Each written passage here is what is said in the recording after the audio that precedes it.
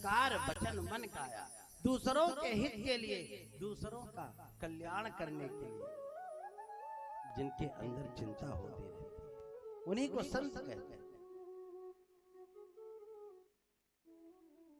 हमें आपको दुखी देख करके उनका हृदय दुखी हो जाता है, जिनको हम दरवाजे से भगा देते हैं, भिक्षा नहीं देते।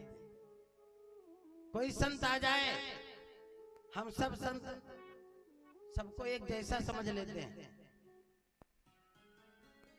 हम दरवाजे पर बैठने नहीं देते।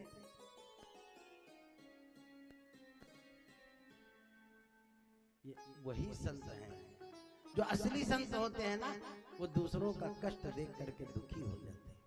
एक संत जी यात्रा कर रहे हैं,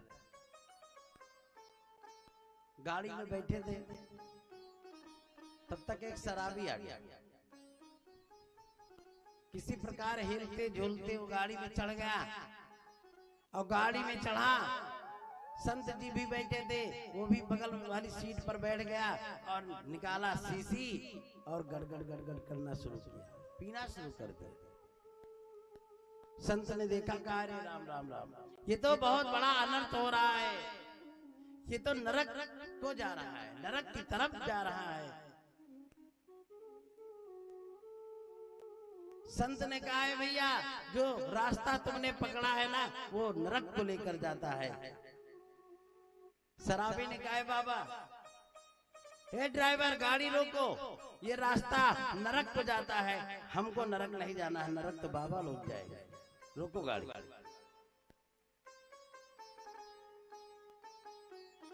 हमको नरक नहीं जाना है, नरक बाबा जी जा रहे हैं, रोको गाड़ी, हमें उतरना।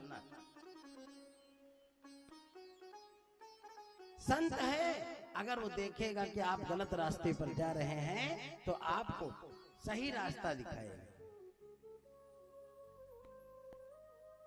आज 88,000 ऋषि वृंद एकत्र होकर के यही विचार कर रहे हैं कि मनुष्यों का कल्याण कैसे होगा। एक संत जी खड़े हुए, कहा महाराज सुबह उठे, ब्रह्म मुहूर्त में स्नान करें और गायत्री का जप करें, कम से कम 10,000, तब कलयुग से बच जाएंगे, उनका कल्याण होगा। दूसरे बाबा खड़े हुए, कहा महाराज आपको पता नहीं, कलयुग के मानव इतने आलसी हैं, वो 8 बजे सो के उठते हैं, उनके पास 4 बजे उठने का समय ही नहीं। वह 8 बजे उठेंगे, फिर बिना नहाए ही भोजन वोजन करके निकल जाते हैं। कुछ लोग तो वैसे हैं, महीनों बीत जाता स्नाने नहीं करते। अब आप कह रहे हो सुबह उठो 4 बजे नहा के गायत्री मंत्र का जप करो, ये संभव नहीं है। किसी ने कहा महामृत्युंजय जप करो, किसी ने कहा दुर्गा सप्तशती का पाठ करो, किसी ने कहा गीता का पाठ करो, तब कल्याण होगा। लेकिन सही निष्कर्ष निकल नहीं पाया कि क्या किया जाए इस कलयुग में मनुष्यों का कल्याण हो, मोक्ष हो।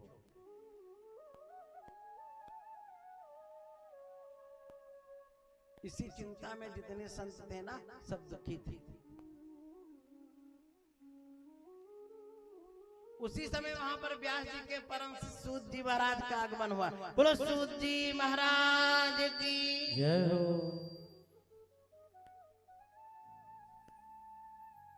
सूत जी महाराज का जब आगमन हुआ, 88,000 ऋषि बैठे थे, सब खड़े हो गए और खड़े होकर के हाथ जोड़ के प्रणाम करने लगे।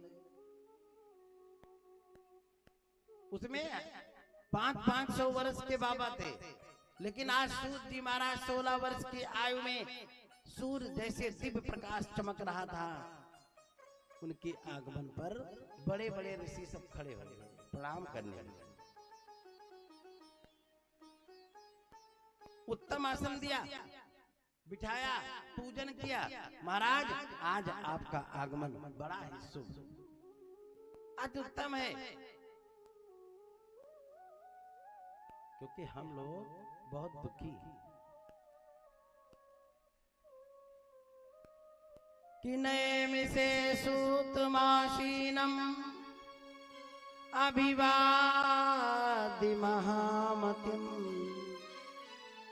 कथामृत रसास्वाद कुशला सोन को ब्रवी। सौनकादि ऋषियों ने सूत जी महाराज से हाथ जोड़ के कहा, महाराज मनुष्यों का कल्याण कैसे होगा, क्योंकि ये कठिन कलयुग आ रहा है, आ गया है।